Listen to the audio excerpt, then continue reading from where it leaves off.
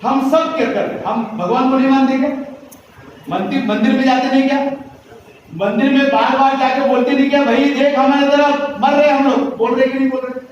लेकिन हमको सबको मालूम है कुछ हम मेहनत करेंगे तो ही हमको मिलने वाला है, ये मालूम है कि नहीं तुमको? भगवान कुछ अचानक देने वाला नहीं है, लेकिन वो बार बार समझा रहे आपको, जय श्री राम बोलो ऐसा हो जाएगा, हनुमान जी बोलो ऐसा हो जाएगा। अरे भाई हमारी भी आस्था है, हम भी हाथ जोड़ते उसको। इस दरमियान रामनवमी कभी इतनी जोर से मनाई नहीं, इतनी जोर से मनाई नहीं। हनुमान जयंती इतनी जोर से मनाई नहीं, इतनी जोर से मनाई। आज वो सावरकर का कुछ कर रहे थे, इन्होंने पता चला बोला सावरकर ने 6 बार, मतलब कहीं ना कहीं हमने उम्मीद है कि कुछ ना कुछ थोड़ा सा कहीं ना कहीं जादू की कहानी घूमेगी और हमको थोड़ा सा बेहतरीन मिलेगा। एक कहावत है, जब बहुत ज्यादा रबर खींचते हैं तो टूट जाता है। सुना है आपने? सुना है क्या आपने? आप लोग मैं मानता हूं आप लोग बहुत ज्यादा परेशान हैं और टीवी भी अभी आजकल सुनती नहीं है आपका, तो हम और ज्यादा परेशान हैं। लेकिन आप जो 12 बजा चेहरे पे 12 बजा के बैठे, वो 12 मत हो जाए। अभी घर से बाहर है ना, भूल जाओ सब, भूल जाओ। हवा भी ठंडी आ रही है आपको। अरे सुना है क्या आपने? रबर खींचते तो उठता, ऐसा सुना है? मैं आपको विश्वास दिलाता हूं, आप में से कोई बीजेपी होगा, लेकिन मैं आपको विश्वास दिलाता हूं कि ये जो नाटक कर रहे हैं ना, ये जो नाटक कर रहे हैं, ये नाटक है। नाटक इसलिए मैं बोलता हूं करना चाहिए, ये कर रहे करना चाहिए। आप हनुमान जयंती बहुत जोर से मनाओ, हम शामिल होंगे उसमें। रामनवमी आप बहुत जोर से मनाओ, हम शामिल होंगे। लेकिन हमारा पेट भरा होना चाहिए, तब हमको उसमें जाने के लिए उत्साह आएगा। नहीं तो आप ही अगर हम गए तो आपको पकड़ के लेके गए, ऐसा लगेगा कि नहीं लगेगा? जैसे अभी आपको पकड़ के लाया, जैसे बैठे आप लोग जबरदस्ती,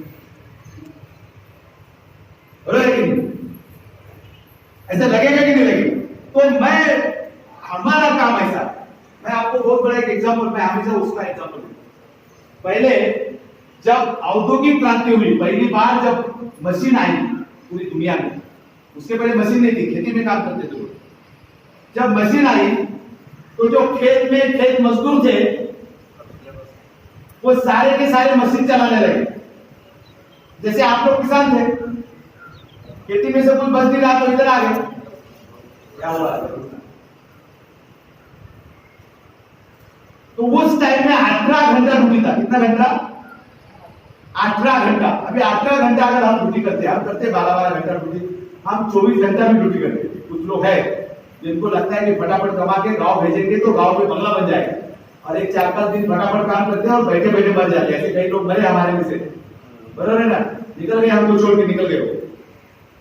लेकिन 18 घंटा जो ड्यूटी करना पड़ता था, उसके अंदर एक वर्कर दूसरे वर्कर से बात नहीं कर सकता था, ये नियम था। खाली 5 मिनट के लिए चाय पीने के लिए छुट्टी होती थी, उस दरमियान वर्कर 1 मिनट से बात कर सकते थे।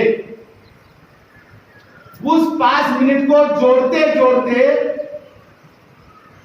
बहुत टाइम गया, लेकिन उन्होंने उसी 5 मिनट का फायदा उठाते उठाते 40 साल के बाद इतना बड़ा हंगामा कर दिया कि शिकागो में जब ये सारे वर्कर रास्तों में उतरे, गोली चलाई, लेकिन पूरी दुनिया ने माना कि 8 घंटे की ड्यूटी होनी चाहिए। कितना मिनट का उन्होंने फायदा उठाया? 5 मिनट। कितना सफर होगा उनको? कितना सफर होगा? मैं आपको सही में बता दूं, आपको पता है कि नहीं मालूम नहीं, मैं बहुत ज्यादा बीमार था, आपको पता है जी। और मैं हॉस्पिटल में, और मैं सरकारी हॉस्पिटल में, तब मैं ऐसा मैं अपने आप को, मैंने मेरी जिंदगी में क्या क्या किया उसका रिवीजन करने लगा। इसका क्या मतलब था कि मुझे ऐसा विश्वास हो गया तो शायद मैं मरूं, तो मैंने अभी हिसाब करना, मैंने खुद ही हिसाब करना चालू किया कि मैंने क्या किया, मैंने क्या पाया, मेरी जिंदगी मैंने क्या किया। अकेला था हॉस्पिटल के अंदर बैठे बैठे हिसाब करने लगा। फिर मैं ठीक भी हो गया, मेरा मनोबल अच्छा था, मैं ठीक हो गया। अभी तुम्हारे सामने खड़ा हूं, बड़े जोश में खड़ा हूं। मेरे को क्या मुद्दा पता नहीं करना मतलब हम बिगर बिगर इसके मतलब अभी हम कब मरेंगे पता है क्या हमको?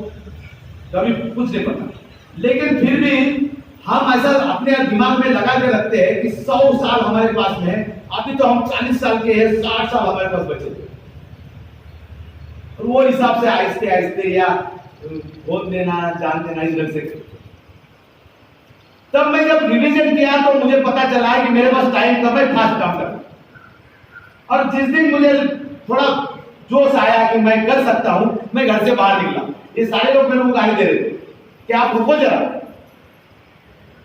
तो मैं इनको बोला कि अगर मैं हॉस्पिटल में मर जाता तो मैं और काम कर नहीं पाता, और मेरे को अभी बोनस मिला है तो मुझे और काम करना है, और मैं बड़े जोर से काम करूंगा। और फिर एक बार गली गली में हम लोग जा रहे, मीटिंगें कर रहे, जूने लोग जो है उनको ढूंढ रहे, जूने साथी जो हमारे साथ लड़ने वाले थे उसको ढूंढ रहे, और फिर से एक बार मोमेंट खड़ा करने की कोशिश कर रहे कि भाई उनको तो 5 मिनट था, 5 मिनट में उन्होंने पूरी दुनिया को 8 घंटा दिया। हमारे पास तो बहुत ज्यादा टाइम है, एक दूसरे से बात करने के लिए हमारे पास बहुत ज्यादा टाइम है। तो हम बहुत कुछ कर सकते हैं, लेकिन हम कुछ नहीं कर रहे। इसलिए हम हमारे चेहरे पे जो 12 बजा है उसका कारण नहीं। कल जब मैं वहां पे मेरा भाषण खत्म हुआ तो वहां पे ये शांति वाले, ओम शांति वाले 2 औरतें स्टेज पे बैठी। तो मैंने वो बताया, स्कीम बताया, क्या क्या बताया। मैंने वो बताया कि भाई तुम्हारा क्या है, हम करके देते हैं। तो वो जल्दी जल्दी आई मेरे पास, बोले आज समाज सेवक हो? नहीं, मैं राजनेता हूं, पॉलिटिकल आदमी। बोले राजनीति करते आप? मैं बोला जितना भी दुख है इस दुनिया में या इस देश में, किसकी वजह से है? हम दुखी है किसकी वजह से? राजनीति की वजह से। भगवान तो हमारा दोस्त है ना, भगवान हमारा क्यों बुरा करेगा? समझ रहे हो क्या? भगवान ने हमको बुरा किया, अगर कोई बोलेगा भगवान क्यों बुरा करेगा भाई? अगर वहां पे राजनेता अच्छा था, हमारे गटर साहब ने कौन हमारा पगार कब है? कौन जिम्मेदार है? कौन जिम्मेदार है? देश की राजनीति जिम्मेदार है भाई। अगर यही worker, power loom worker Korea का अगर है तो वो बहुत बेहतरीन कपड़ा पहन के पावर लूम चलाता है, उसको मास्क है, हाथ धोने के लिए उसको बाथरूम है, खाना खाने के लिए अलग से रूम है, कपड़ा बदली करने के लिए अलग से रूम है, ये सारी फैसिलिटी है। और वो एसी में काम कर रहे हैं, एसी में काम कर रहा है, एसी में काम लूम ही चला रहा है। उसके बाद में वो बाहर आता है, अपनी कार निकालता है और अपने घर जाता है, अपने बीवी बच्चों को लेता है, फिर मार्केट जाता है, इधर तो घूमने जाता है, फिर घर पे आता है। क्या चलाता है वो? पावर लूम चलाता है। तो वहां के राजनेता लोगों ने उसको वो फैसिलिटी दी, और यहां पे अगर हम पावर लूम काम कर रहे हैं और हमको ये फैसिलिटी नहीं है तो उसको कौन जिम्मेदार है? राजनेता जिम्मेदार। और उसमें बहुत ज्यादा जिम्मेदार हम हैं, क्योंकि हम है ना, हमको इसके उसके पीछे घूमने में बड़ा मजा आता है, बड़ा मजा, बड़ा मजा। हमको मालूम है वो गलत है, फिर भी हम इसके उसके पीछे घूमते कि नहीं घूमते? घूमते कि नहीं घूमते? आप बोलो हाँ, ये काम के पीछे घूमते हम लोग। लेकिन मैंने कभी वोट की बात किया? मैंने इलेक्शन की लड़ा तो तुम्हारे में से कोई किसी को खड़ा किया, वहां हम खड़े हो सकते। जितने लोग तुम्हारे इर्द गिर्द घूम रहे उसमें से कोई बोल रहा है क्या अरे तुम इतने यूपी वाले इकट्ठा हो, चलो तुम्हारे में से एक खड़ा करो? ऐसा बोल रहा है कोई? क्या बोल रहा है? मैं खड़ा रहता हूं, मुझे सपोर्ट दो। हाँ, मेरे ऑफिस तक आते हो, यहां से लेके वहां तक हमको सपोर्ट करो करके बोलते।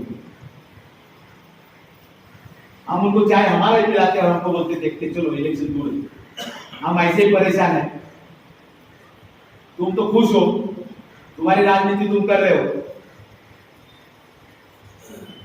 लेकिन इस राजनीति के ऊपर इंटरफेयर करना पड़ेगा। हमको हमारा हाथ दिखाना पड़ेगा, उसके सिवा होगा नहीं। आज हम कम है, लेकिन हमको ज्यादा होना पड़ेगा और राजनीति पे हावी होना पड़ेगा। ये मैं आपको बता रहा हूं। आपको याद होगा, हम बड़े बड़े मोर्चे निकालते थे, मालूम है ना आपको? आप आए हैं मोर्चे में? बड़े बड़े मोर्चे निकालते थे, लेडीज भी रहती थी, आप भी लोग रहते थे, आपका भी निकाला। आप थे क्या उसमें? मोर्चे में आते थे क्या? अरे आते थे क्या? हाँ, तो उसमें लंबा चौड़ा लेटर देते, निवेदन देने 5 लोग जाते थे, आपने देखा, अंदर जाते थे, फिर मिल के आते थे। तो हर लेटर के अंदर हम लिखते थे कि हम मेहनतकश लोग हैं, हमको सामाजिक सुरक्षा चाहिए। क्या बोलते थे? तब गए कि भाई कौन आया? ओ भाई जाओ घर पे जाओ, नहीं बैठने सीधे तरह से घर पे बैठो सीधा, वो आया यहां से नजर मार। लेटर लिखते थे, उस टाइम में सामाजिक सुरक्षा लिखते थे। लेकिन हम बार बार ये बोलते थे कि भाई हम इस देश के निर्माता है। क्या है? निर्माता है, क्योंकि हम प्रोडक्शन करते, हम प्रोडक्शन करते। तो इसलिए हमारी सामाजिक सुरक्षा होनी चाहिए, वो सरकार नहीं करनी चाहिए। और उसके ऊपर हम बार बार लेटर लिखते थे। हम यहाँ पे लिखते थे, थाना वाला थाना में लिखते थे, कल्याण वाला कल्याण में लिखते थे। महाराष्ट्र में जब मोर्चे निकलते थे, हम बंबई भी गए थे कई बार, आप में से कोई लोग आए होंगे, तो वहां भी उसी ढंग का लेटर देते थे। दिल्ली में मोर्चा अभी हुआ 28 तारीख को, वहां भी लेटर उसी ढंग से देते थे। वो सारे लेटर का परिणाम ऐसा हुआ कि सरकार ने एक योजना बनाई, पानी लगेगा। सरकार ने एक योजना बनाई, वो योजना के तहत राज्य सरकार को उस अधिकार दिया कि आप इस ढंग से पैसा जमा करो और आप लोगों को बांटो, जो स्कीम बांटने बांटो। 15,000 करोड़ इस महाराष्ट्र गवर्नमेंट के पास पड़े। कितना? 15,000। अरे सामने से लेके आओ, इतना क्या राजेश भाई हम लोग को बताएगा। ये बजट में नहीं है, इसके अलावा बजट है। मतलब इसको हर साल कम ज्यादा करने की जरूरत नहीं पड़ती। इसका अकाउंट डाले गए, अलग से पैसा जमा हो रहा है, अलग से खर्चा हो रहा है। इतना ज्यादा पैसा है, इसके लिए उन्होंने 28 महाराष्ट्र में 28 टाइप की योजना थी। उसमें क्या क्या योजना है? तो पहली से लेके जब तक बच्चा पढ़ता है उसको 2,000 से लेके 1 लाख तक पेंशन ये दे रहा है, स्कॉलरशिप, शिष्यवृत्ति दे रहा है। ठीक है, मतलब जैसा बच्चा आगे बढ़ते जाएगा वैसा वो स्कॉलरशिप का पैसा भी बढ़ता जाएगा और 1 लाख तक जाके रुक जाएगा। ठीक है, अगर आप म्हणजे आप अगर उसमें नोंदित हुए तो आप और आपके परिवार का कोई आदमी अगर बीमार मिलता है तो गवर्नमेंट के लिस्टेड हॉस्पिटल के अंदर आपको 5 लाख तक का जो बिल है वो गवर्नमेंट भरेगा। इस ढंग का प्रावधान उसमें उन्होंने करके रखा। इसके अलावा आपका 5 लाख का बीमा है, आप अगर काम की जगह पे मरते हैं तो 5 लाख, आप अगर घर पे बैठे बैठे मरते हैं तो 2 लाख। ये पहली बार ऐसा है कि घर कोई बैठे बैठे मरेगा तो कोई बीमा पैसा नहीं देता, मालूम है ना? ये पहली बार ऐसा है। इसके अलावा मरने वाला अगर नोंदित है तो उसको अंतर संस्कार करने के लिए 10,000, उसका जो वारिसदार रहेगा उसको महीना 2,000 पेंशन, महीना 2,000 पेंशन। बेटी की अगर शादी है तो 51,000, खुद की अगर शादी है 30,000, डिलीवरी अगर हुई 10,000, सिजरिंग हुई 15,000, फिर वो कंप्यूटर का क्लास उसमें मुफ्त में। ऐसा करते करते घर का भी मामला है उसका। ऐसे 28 टाइप की योजना सरकार ने बनाई। ये कैसी बनी? तुम्हारे हमारे लड़ाई से ही बनी है, बरोबर है? अभी ये योजना बनी आप तक नहीं आ रही, तो हम कोशिश कर रहे हैं जगह जगह पे मीटिंग करके कि लोगों को बताएं, जो लोग अपने साथ में चल रहे हैं उनको बताएं कि भाई इस दल से है, आप उसमें शामिल हो जाए। उसमें पेपर क्या क्या लगेगा? राशन कार्ड, कोई भी राज्य का राशन कार्ड, घर में जितने लोग हैं उनके आधार कार्ड, कोई भी राज्य का आधार कार्ड, बैंक का पासबुक वो खुद का होना चाहिए, जो नोटिस हो रहा है उसका खुद का होना चाहिए, और 4 फोटो चाहिए। उसमें और 2 नियम, अभी हमने उसमें वो 2 नियम पक्के बना दिए। शोषण के खिलाफ में आंखें लाल, तब आप कॉपरेट। शोषण समझते हो, शोषण हमारा खून चूसा जा रहा है, शोषण, उसके खिलाफ में अगर आप लाल आंख करते हो, उसके खिलाफ में आप उठते हो, तो अब आप कॉपरेट हो। यदि तुम रख सकते हो असहाय बुजुर्ग, महिला, बच्चों का ख्याल, तब तुम कॉपरेट हो। समझ में आ रहा है क्या आपको? मैं क्या बोल रहा हूं, समझ में आ रहा है? यदि तुम कर सकते हो इनकार बनाने से अनुयायी, सेवक और माल, तब तुम कॉपरेट हो। अनुयायी यानी समझ में आता है, ये अनुयायी है, इसके लिए जो रोज ये करते हैं फोटो लगा के, ये